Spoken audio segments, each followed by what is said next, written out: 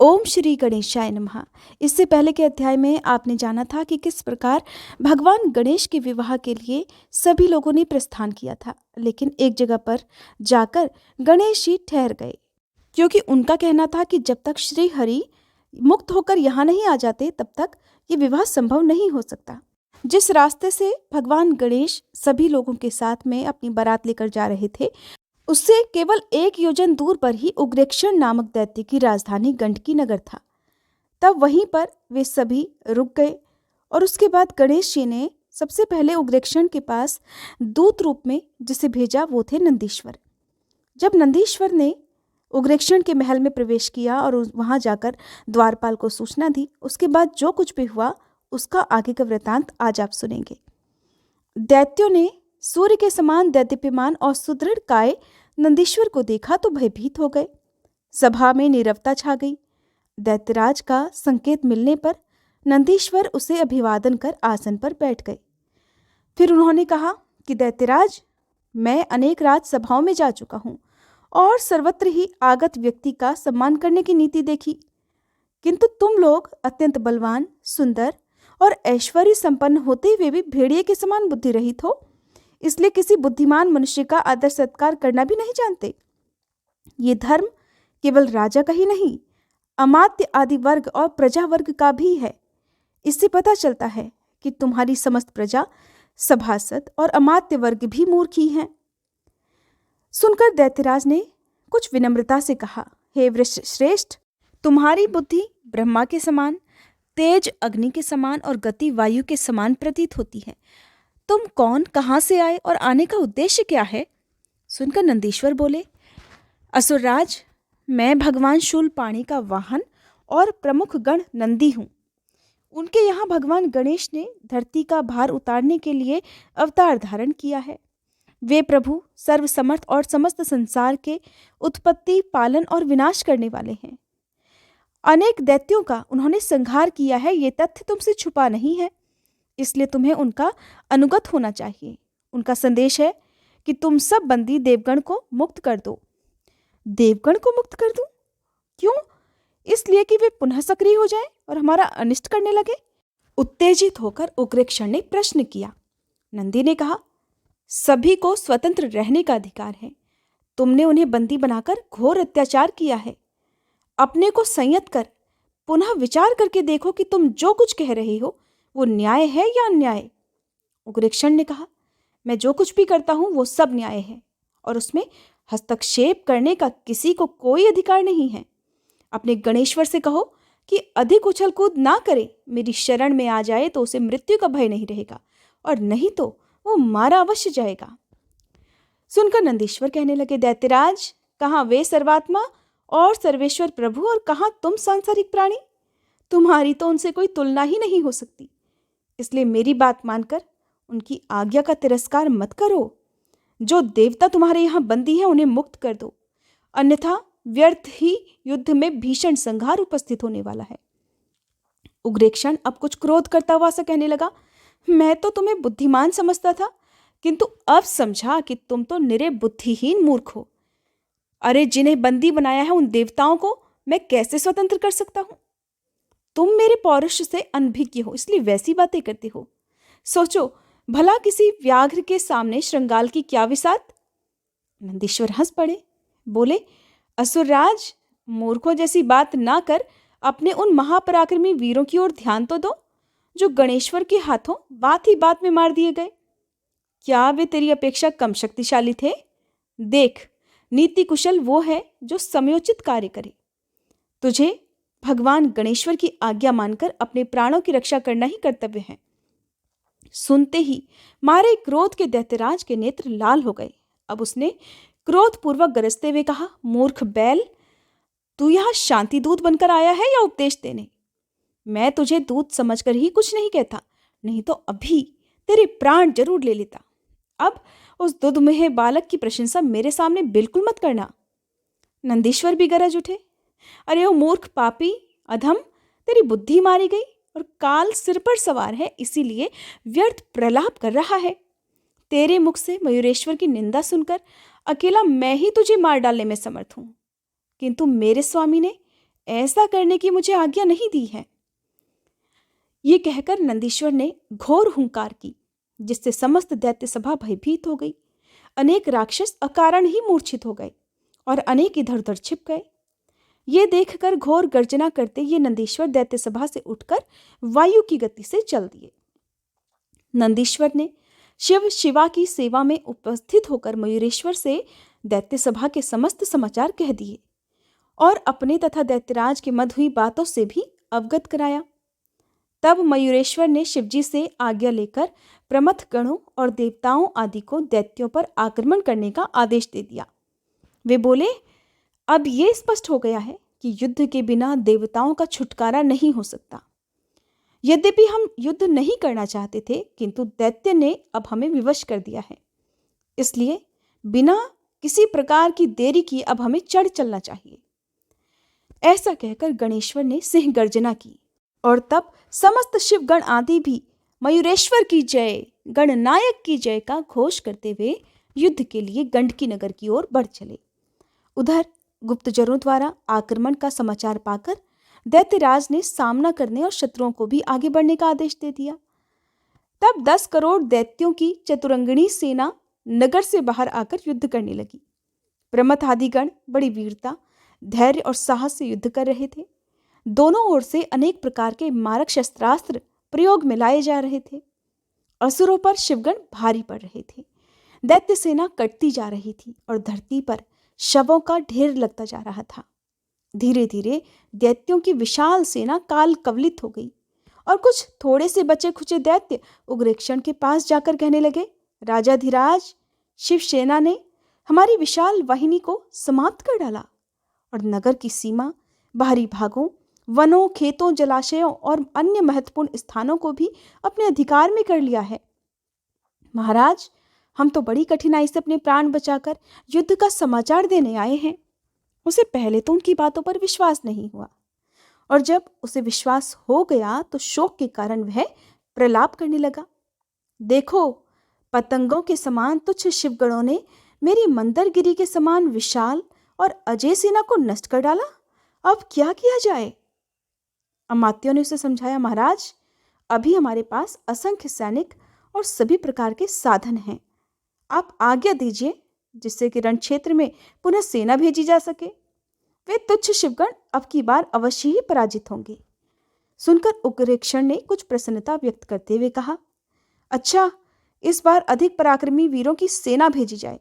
उसकी संख्या भी पहले से अधिक रहे और मैं भी स्वयं रण क्षेत्र में पहुंचता हूं।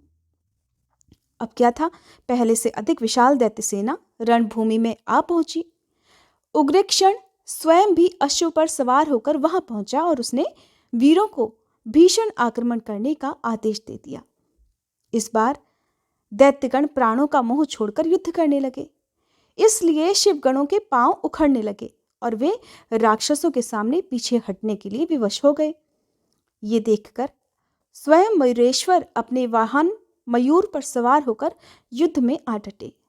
शिवजी भी नंदीश्वर पर सवार होकर युद्ध करने लगे। शिवगणों ने फिर से असुरों को काटना प्रारंभ कर दिया। नंदीश्वर ने उग्रेक्षण पर मुख से प्रहार किया और उसका घोड़ा मार डाला और उसका छत्र भी तोड़ दिया। इसलिए दैत्यराज दूसरे घोड़े पर बैठकर आया। तभी उसके अमात्य कौस्तुभ और मैत्र नामक 2 दैत्यों ने उसे विश्वास दिलाया, असुरराज, शत्रुओं को नष्ट किए बिना हम आपको अपना मुख नहीं दिखाएंगे। निश्चय मानिए कि हमें कोई भी परास्त नहीं कर सकता। उन दोनों की बात सुनकर उग्रेक्षण ने चैन की सांस ली। अब युद्ध जोरों पर चल पड़ा। शिवगण असुरों का पराक्रम सहन करने में असमर्थ रहे, इसलिए विजयश्री असुरों के ही गले पड़ी।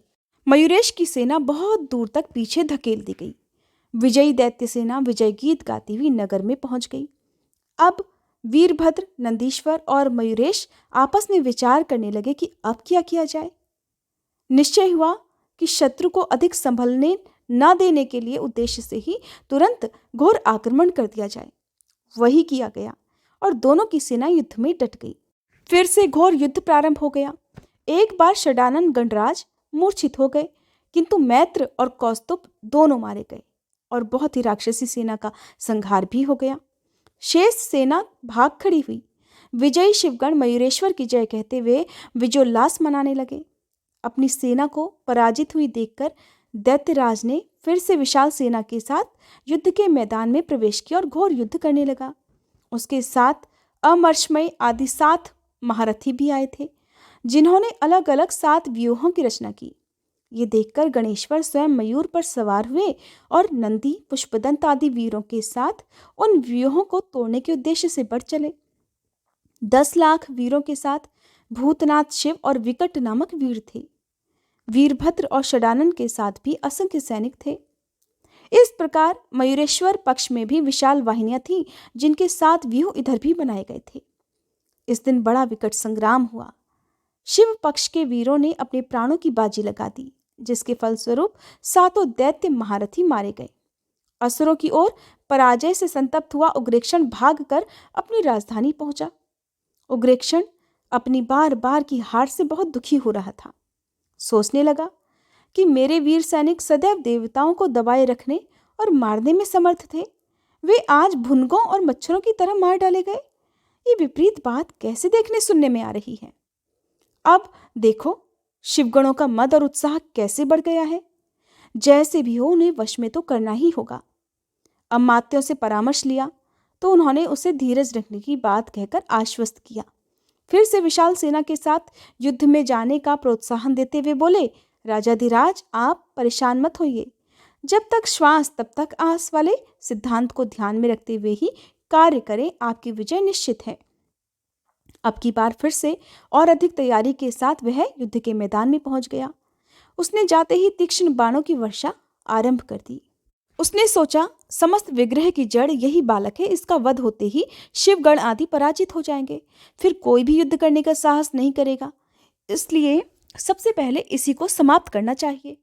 ऐसा विचार कर उग्रेक्षण गणराज की तरफ बढ़ा। उसकी गर्जना का उत्तर गर्जना से मिला तो उसने भयंकर बाण वर्षा आरंभ कर दी। गणराज अर्थात मयूरेश्वर ने उसके सभी बाण काट डाले और अपने बाणों से उसे पीड़ित करने लगे। दैत्यराज ने भगवान भास्कर का ध्यान किया और सूर्य प्रदत्त दिव्यास्त्र को धनुष पर चढ़ाकर मयूरेश पर छोड़ दिया, किंतु मयूरेश्वर के परशु प्रहार से उसके हजारों टुकड़े हो गए। उसके हाथ के भी सैकड़ों टुकड़े हो गए और धनुष धरती पर आ गिरा। अब उसने चक्र चलाया, वो भी गणेश्वर द्वारा प्रक्षेपित शूल से टकराकर दैत्यराज के ही मस्तक पर आ गिरा। इससे उसके कानों सहित कुंडल अलग हो गए और वह शूल कान, कुंडल और मुकुटों के सहित गणेश्वर के पास लौट आया। उग्रेक्षण को शूल के इस प्रभाव पर बड़ा आश्चर्य हुआ और भयभीत होकर और आशंकित होते हुए फिर से उसने क्रोध करते हुए कहा कि मूर्ख, तू इस सामान्य कार्य को दुस्तर समझता है। तूने मेरे कान काटे हैं तो मैं तेरी नाक उड़ाई देता हूं, ले देख मेरा पराक्रम। ऐसा कहकर वह खड्ग तानकर मयूरेश पर झपटा, किंतु जब उसे चारों तरफ मयूरेश ही मयूरेश दिखाई देने लगे, सब और असंख्य मयूरेश अट्टहास कर रहे थे, उसका साहस टूट गया और पलायन के विचार से अपने दुर्ग में वापस लौटने का विचार किया। किंतु उस ओर भी बहुत से मयूरेश अट्टहास करते हुए दिखाई दिए। भय के कारण नेत्र बंद किए तो हृदय में भी मयूरेशी दिखाई दिए। फिर वह युद्ध का मैदान छोड़कर भाग निकला। घर जाकर चुपचाप मुख ढककर लेट गया। ये देखकर उसकी महासुंदरी पत्नी अपनी कोमल वाणी में पूछने लगी कि प्राणनाथ, आज आप ऐसे चिंतित और म्लान मुख क्यों हो रहे हैं? अगर इसका कुछ कारण बताएं तो संभव है कि मुझे ही कोई उपाय सूझ जाए और मैं आपकी सहायता कर पाऊं। दैत्यराज ने अपनी पत्नी को बताया कि प्रिय, आज मुझे युद्ध क्षेत्र से भागना पड़ा। यद्यपि मैंने 7 करोड़ देवगण और शिवगणों को धराशायी कर दिया, तो भी शंकर के पुत्र ने, जो कि अभी केवल बालक ही है, अपने शूल से मेरे दोनों कान काट डाले। समझ में नहीं आता कि उसे मारने का क्या उपाय करूं। सुनकर दैत्यराज की पत्नी कहने लगी कि स्वामिन, अगर अपराध क्षमा हो तो कुछ निवेदन करूं, कहीं आप रुष्ट ना हो जाएं। इसी भय से सच्चाई कहने में कुछ संकोच हो रहा है। दैत्यराज के आग्रह पर उसकी पत्नी ने कहना आरंभ किया कि नाथ, देव, ब्राह्मण और गौ से द्वेष करने पर न तो स्थायी सुख मिलता है और न कल्याण ही होता है, संसार में निंदा भी होती है। यद्यपि कोई सामने नहीं कहता, लेकिन पीठ पीछे तो सभी कहते हैं, और मेरी राय में इनकी सदैव पूजा और वंदना ही करनी चाहिए। अशुभ कर्मों का फल शुभ कभी नहीं मिल सकता। लोक में प्रत्यक्ष देखा जाता है कि जैसा बीज बोते हैं वैसा ही अंकुर उत्पन्न होता है। आपके अनुपम पुरुषार्थ ने विश्व को अधीन कर दिया, किंतु उस पुरुषार्थ ने विश्व को अधीर कर दिया। इसलिए हे प्राणेश्वर, आप मेरे वचनों पर ध्यान दीजिए। सभी देवताओं को मुक्त करके जगदीश्वर गणराज की शरण में जाइए। वे प्रभु आपको अवश्य ही क्षमा कर देंगे। अगर आप मेरे निवेदन को नहीं मानेंगे तो निर्विघ्न सुख से निश्चित ही वंचित हो जाएंगे। आपको जिद छोड़कर सुख रूप पुरुषार्थ की सिद्धि करना ही श्रेयस्कर होगा।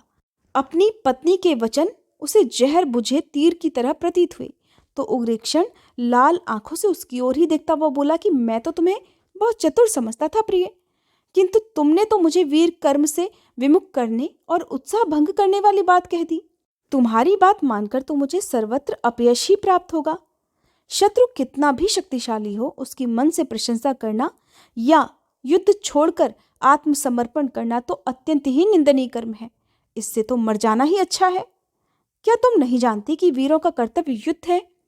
क्योंकि युद्ध में जीतने से तीनों लोकों की ख्याति, सम्मान और ऐश्वर्य प्राप्त होगा और युद्ध में मरने से स्वर्ग मिलेगा। अगर मैं युद्ध से घबराकर शत्रु की शरण लूंगा तो मरने के बाद मुझे पूर्वजों सहित नरक की प्राप्ति होगी।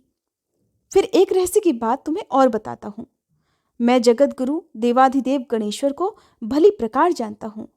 उनका अवतार मुझे मोक्ष प्रदान करने के लिए उसी प्रकार हुआ है जैसे लंकेश्वर रावण को मुक्त करने के लिए श्री राम का अवतार हुआ था।